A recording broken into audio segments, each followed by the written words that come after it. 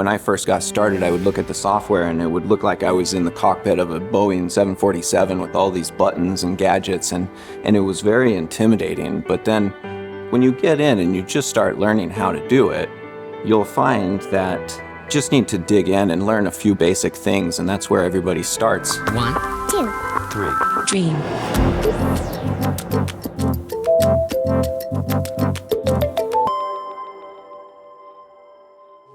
The game industry changed quite a bit, actually.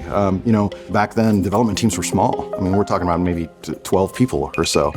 I actually started developing on the PlayStation 2. I remember anytime we checked in something into the game, we would actually have to wait 24 hours to see the result in-game after that. If I had an idea that I wanted to get on screen, it would involve a lot of people, animators, artists, everybody, just to kind of fabricate that into something that you could play. Projects were 9 months to a year, and now projects are like 4 years, 5 years, depending on the project. One of the major differences between what we had 20 years ago and what we have today is the ability to really immerse the player into an environment. The tools that we have today are so much better than we had 20 years ago. I wish I had the tools and everything, like Dreams, to be able to make my own games back then. I can't even imagine the things that I would make. I would make space games, I would make games where you can ride in a vehicle. It's amazing, it's a dream come true. I tend to draw inspiration from a few various areas. Film, my personal experiences, whether it's travel or just some lighting that I happen to see on any given day. For God of War, I looked at a lot of martial arts videos. Like I just go onto YouTube and just try and find anything cool for the type of move I was doing. My goals when I started Days Gone were simply to figure out how to construct the environment in a natural way.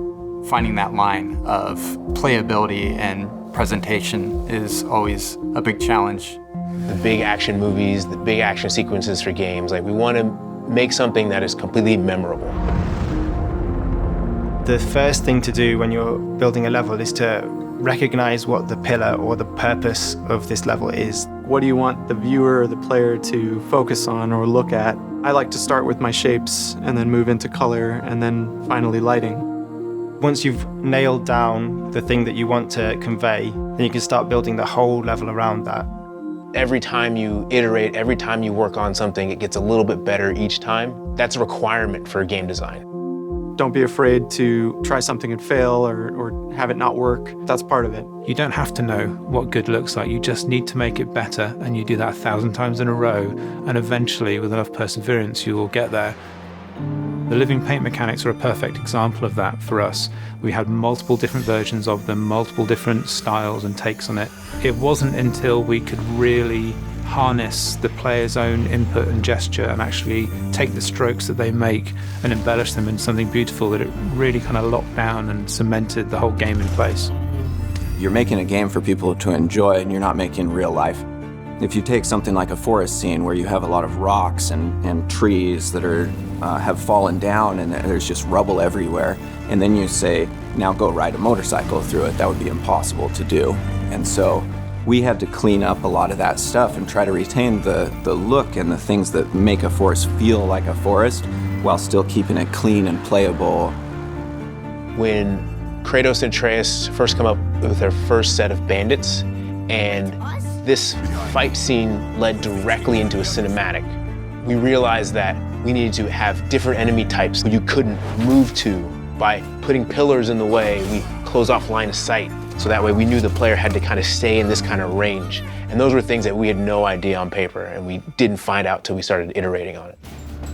Everyone goes into Dreams and they think that they're an artist, or they think that they're an animator, or they think they're a musician.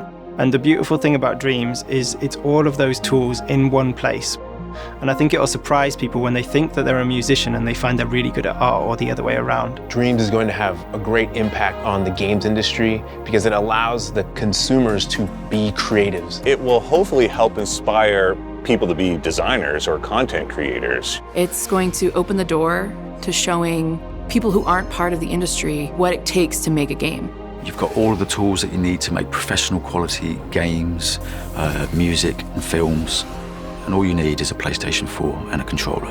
I'm the art director at Insomniac Games. Line manager here at Ben Studio. Senior animator at Santa Monica Studio. Principal environment artist at Ben Studio. Design director at Insomniac Games. Designer at Media Molecule. Environment team lead at Ben Studio. Creative director of Pixel Opus. Senior narrative designer at Ben Studio. Senior level designer at Santa Monica Studio. Art director at Naughty Dog. Creative director at Media Molecule.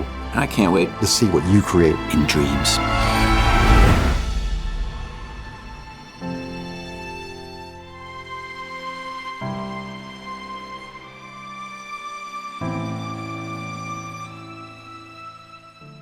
PlayStation